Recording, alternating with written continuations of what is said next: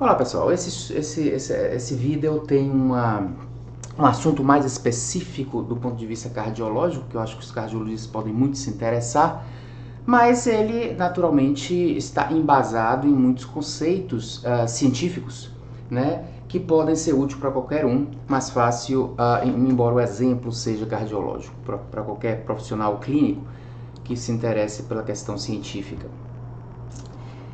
A conversa aqui é sobre um protocolo publicado há algumas semanas de um ensaio clínico denominado Parachute HF. E esse ensaio clínico será um ensaio clínico para testar o sacubitril valsartana versus enalapril em pacientes com cardiomiopatia chagásica crônica. Portanto, é uma publicação de protocolo a priori, como é algo desejável em questões de ensaios clínicos randomizados. Bem, uma rápida introdução é que para quem não é cardiologista, essa associação sacubitril-valsartana é uma proposta de vasodilatação no paciente com insuficiência cardíaca, que é uma associação dessa nova medicação, né, sacubitril com valsartana, que é um vasodilatador tradicional. E eu não vou entrar muito nas questões mecanísticas, mas é uma associação, versus um outro vasodilatador tradicional, que é o enalapril. Então a inovação, na realidade, é esse sacubitril, que é uma medicação que traz, como os cardiologistas sabem, um mecanismo realmente diferente e, portanto, seria uma inovação. A grande questão é que essa associação que está no mercado e que tem sido vista como uma associação, como uma conduta, digamos, superior à terapia vasodilatadora tradicional, tem um problema metodológico no primeiro estudo que mostrou superioridade, que é o estudo Paradigm HF. Eu já comentei sobre esse estudo no blog, é uma publicação minha junto com Anis Hassi nos Arquivos Brasileiros de Cardiologia, e criticando um aspecto metodológico que é a assimetria do grupo controle, dentre outros aspectos. E interessante que todos os estudos em insuficiência cardíaca que vieram depois desse estudo Paradigm HF, eles não conseguiram confirmar a superioridade do sacubitril-valsartana. Foram estudos que não mostraram resultados muito claros do ponto de vista de superioridade e foram acompanhados de publicações a posteriori de subgrupos ou com análises modificadas mostrando algum resultado positivo. Mas o fato é que as análises primárias das publicações primárias, como foi bem estabelecido, não confirma essa superioridade mostrada no Paradigm HF. E o que acontece é que os outros estudos tiveram um certo melhoramento nessa questão, que é a questão que a gente vai comentar aqui, que é a assimetria do tratamento no grupo controle, que é basicamente o seguinte: realmente a inovação aí que está chegando é o sacubitril, associado à terapia vasodilatadora convencional, só que a terapia vasodilatadora convencional no grupo sacubitril, isso no Paradigm HF, era o valsartana em dose alta, máxima, enquanto no grupo placebo do sacubitril, a terapia vasodilatadora tradicional era enalapril numa dose intermediária. Portanto, ficou difícil de saber naquele momento, né, no Paradigm HF, se o efeito era de uma terapia basal vasodilatadora mais potente ou se era da inovação que estava sendo aí proposta do ponto de vista de mecanismo de ação, que seria o sacubitril. Ficou então confuso aquilo ali, e como eu disse, os estudos subsequentes, principalmente aqueles que fizeram uma simetria melhor em outros tipos de populações pós-infarto, etc., não conseguiram realmente demonstrar de uma maneira muito assertiva aquela superioridade. Portanto, existe inclusive uma revisão sistemática com meta-análise publicada, em que eu vou colocar inclusive o link aqui, e que mostra, resume do ponto de vista meta-analítico isso que eu estou dizendo, que foram os estudos apenas que tem essa assimetria do grupo controle, essa assimetria da terapia vasodilatadora basal, digamos assim, que mostraram superioridade do sacubitril/valsartana. E os estudos que utilizaram uma terapia vasodilatadora uniforme entre os dois grupos, eles não mostraram isso aí. Muito bem, a gente está então aqui com um ensaio clínico parecido com o Paradigm HF, e o nome é parecido, chama Parachute HF,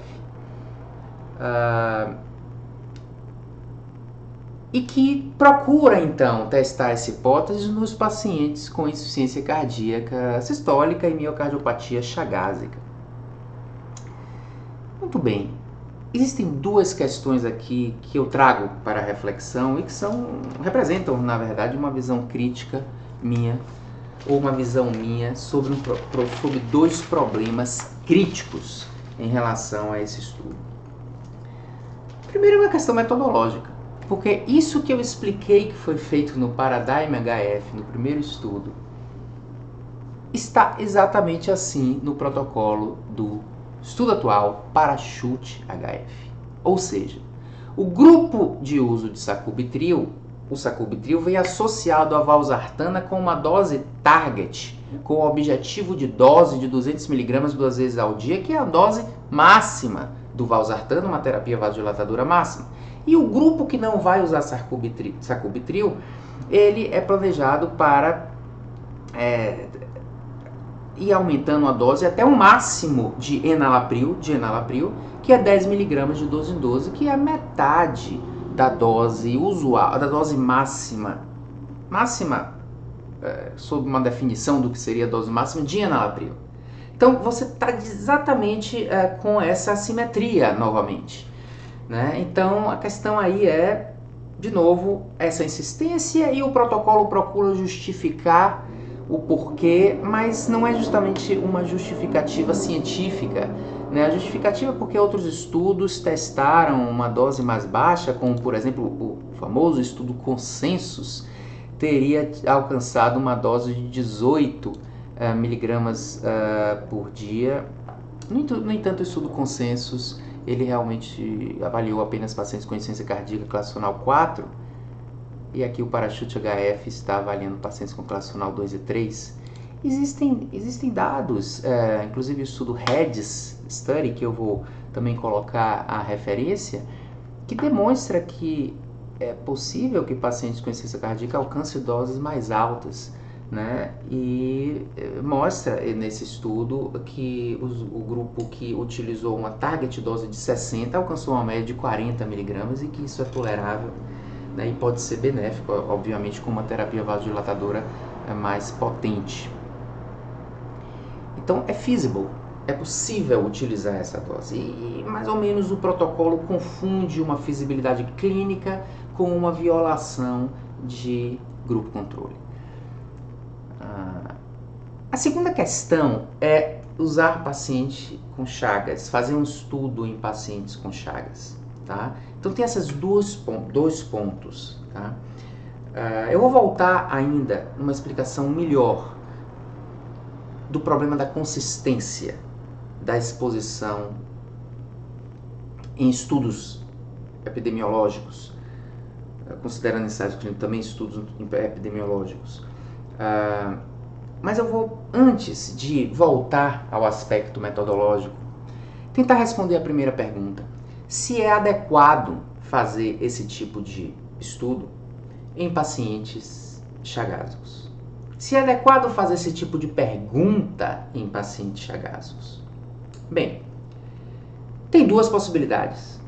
Uma possibilidade, que é a minha hipótese, é que não está demonstrado o benefício do sacubitril/valsartana, ok? O benefício dessa associação, comparado a uma terapia vasodilatadora similar, como por exemplo, apenas valsartana na mesma dose. Ou seja, a essência que é o sacubitril, o conceito novo que é o sacubitril, não tem sua eficácia demonstrada. O grupo que pode concordar com meu posicionamento que é diferente de boa parte dos entusiasmados em insuficiência cardíaca com essa novidade, mas o grupo que pode concordar com esse meu posicionamento, também vai concordar comigo de que se isso não está demonstrado, ok, é válido continuar estudando, mas para coisas não demonstradas é questionável do ponto de vista ético explorar a questão em uma população vulnerável. E aqui nós estamos com pacientes chagásicos que têm uma especial vulnerabilidade social, na qual eu não preciso detalhar para vocês. Portanto, para questões não respondidas, nós devemos pensar duas vezes se as populações que devem ser exploradas para tentar demonstrar um conceito, que foi até sugerido por um primeiro estudo problemático, mas precisaria ser confirmado, seria realmente uma população vulnerável. Isso é discutível, para não dizer antiético. Mas existe uma outra versão, que não, esse sacubitril/valsartana é comprovado, porque nós concordamos com a metodologia do Paradigm HF, e portanto nós estamos convencidos, inclusive com a nossa experiência clínica e das subanálises dos outros estudos negativos, que essa droga funciona. Muito bem. Se essa versão é a verdadeira, por que testar algo de eficácia comprovada numa população externa que não tem porquê a terapia comprovada não funcionar? Quando foi comprovado que inibidor da ECA era benéfico, ou a terapia vasodilatadora era benéfico no paciente com insuficiência cardíaca na população geral, mais insuficiência cardíaca, miocardiopatia dilatada ou isquêmica, seria ético dizer eu não sei se funciona no chagásico, portanto eu não vou fazer essa medicação, mas sim vou randomizar metade das pessoas para placebo? Se um estudo de trombólise demonstra a redução de mortalidade no infarto, porém predominantemente foi feito em pessoas da raça branca, caucasianos, como foi no início, seria antiético dizer vou randomizar trombólise ou placebo para os negros? Ciência é a respeito de generalização. Uma vez um conceito comprovado, ele é generalizável, desde que faça sentido generalizar. E se fizer muito sentido generalizar, se torna questionável do ponto de vista ético não submeter subpopulações ao tratamento e randomizar aquelas subpopulações para placebo. E assim ocorre com as histórias dos outros. Inibidor da ECA, não randomizamos para placebo pacientes com Chagas. Beta-bloqueador em insuficiência cardíaca, não randomizamos para placebo pacientes com Chagas. Trombólise, não randomizamos para placebo pacientes menos representados pelos estudos. Porque é importante esse princípio da complacência. No momento que uma evidência de alta qualidade, sob um protocolo rígido, nós nos tornamos, a generalização deve ser mais complacente. Porque nenhuma evidência é totalmente direta para nenhum paciente. Nós estamos sempre generalizando. E devemos sim generalizar, desde que não exista um motivo real para funcionar mal numa população. Algo de efeito biológico. Em uma doença que é a mesma doença, insuficiência cardíaca. O tratamento aqui não é tratamento etiológico. O tratamento aqui é tratamento da insuficiência cardíaca. E a insuficiência cardíaca, o mecanismo fisiopatológico da insuficiência cardíaca no chagásico, independente da etiologia, é o mesmo. Portanto, das duas, uma. Ou a gente não sabe se sacubitril/valsartana é benéfico mesmo, porque ainda é uma coisa não convincente pelo problema metodológico no único estudo positivo, grande estudo positivo, e não confirmação nos outros estudos. Se a gente não sabe, não é no chagásico que temos que testar. E se a gente sabe, é antiético testar no chagásico. Portanto, aí entra uma situação sem saída. Como justificar o uso dessa população vulnerável para testar essa terapia? E agora pior, para testar essa terapia usando do mesmo artifício metodológico que foi usado no estudo Paradigm-HF. Por que esse artifício não faz sentido? Isso é um conceito básico de inferência causal. Ensaio clínico de droga é inferência causal. Eu estou inferindo se uma droga causa um efeito. Ou se o efeito causal do sacubitril/valsartana é melhor do que o do outro grupo. É uma inferência causal. E um dos critérios básicos de inferência causal é consistência da exposição. Consistência da exposição só deve haver uma versão do tipo de exposição. Olhe um exemplo. Eu quero demonstrar o benefício do exercício físico. Só que o grupo exercício tem diferentes tipos de exercício. Aeróbico, de resistência, maratona, caminhar, etc. Pode ter lá certos exercícios que são prejudiciais, certos exercícios que são benéficos. Se eu estou juntando tudo em uma coisa só, o problema de consistência, e essa é a palavra-chave, são diferentes versões da exposição. E a definição clássica de consistência é: o que você observa em um indivíduo exposto é o que sempre será observado se esse indivíduo for alocado para aquela exposição inúmeras vezes. Só que, se tem um estudo que a exposição de um indivíduo é exercício resistido, no outro estudo ele foi alocado para exercício, mas o exercício que foi feito foi aeróbico, talvez o efeito observado não seja o mesmo do que se ele fosse alocado teoricamente várias vezes. Isso é falta de consistência. Então é quando a exposição tem diferentes versões. Ok? Existe um estudo clássico de Miguel Hernan, epidemiologista da Harvard, que ele diz: água mata? Depende da versão da água. Uma gota de água não mata, mas um tsunami mata. 10 litros de água que uma pessoa possa beber, 100 litros, causa edema de pulmão? Depende da versão da água. O que é que a gente tem aqui? A versão da exposição sacubitril/valsartana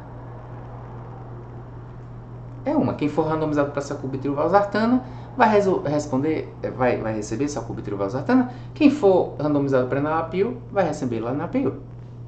Só que existe aí uma diferença de versão da exposição à terapia basal.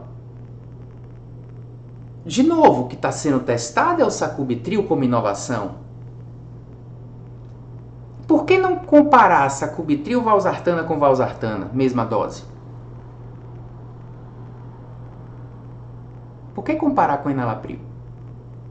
Provavelmente os autores têm justificativas, mas eu não consegui me convencer com nenhuma deles. Por que não comparar com valsartana? Ou, se vai usar enalapril, por que não usar enalapril uma dose máxima?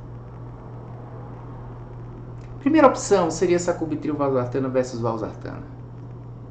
Uma opção já não tão boa seria sacubitril/valsartana versus enalapril, mas pelo menos utiliza enalapril numa dose maior.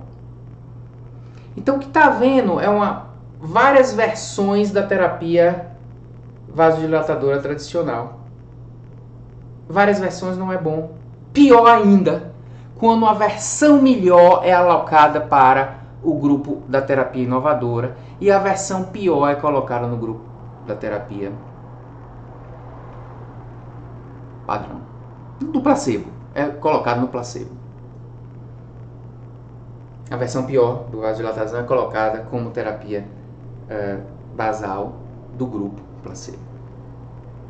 Que não é nem placebo propriamente dito, porque esse é um estudo aberto, o que é outra limitação. Mas não vou nem querer entrar em tanto detalhe, porque eu acho que o que eu queria enfatizar é a insistência.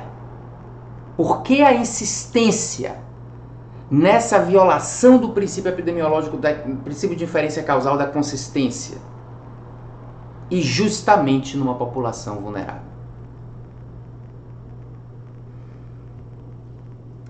protocolo relata que esse é um estudo desenhado por um comitê executivo de membros acadêmicos em parceria com a Novartis, em colaboração com a Novartis.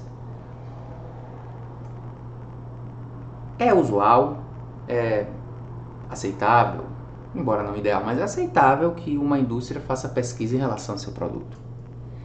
Quando você tem um comitê executivo de acadêmicos, o ideal é que esse comitê executivo de acadêmicos procure contrabalançar o conflito de interesse natural da indústria.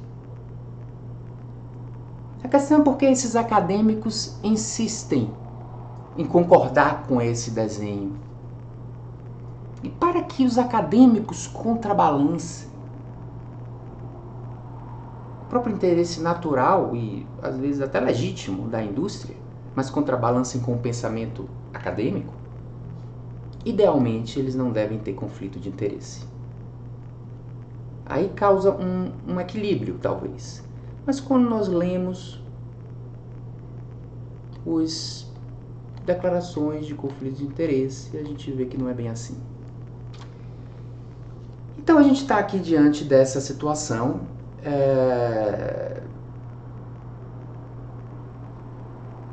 que a gente não sabe o que é que vai significar o resultado desse estudo. Do ponto de vista científico, primeiro vem o científico, depois a aplicabilidade clínica, né? Porque estudo, ciência não é observar e traduzir a observação para a conclusão. Estudo é inferência. Inferência causal não é ver a causa. Não é desenhar, ver e é isso que tem que ser feito. Não.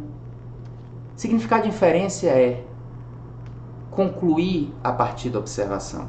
Inferência é eu estou vendo fumaça a fogo. Veja a responsabilidade da inferência.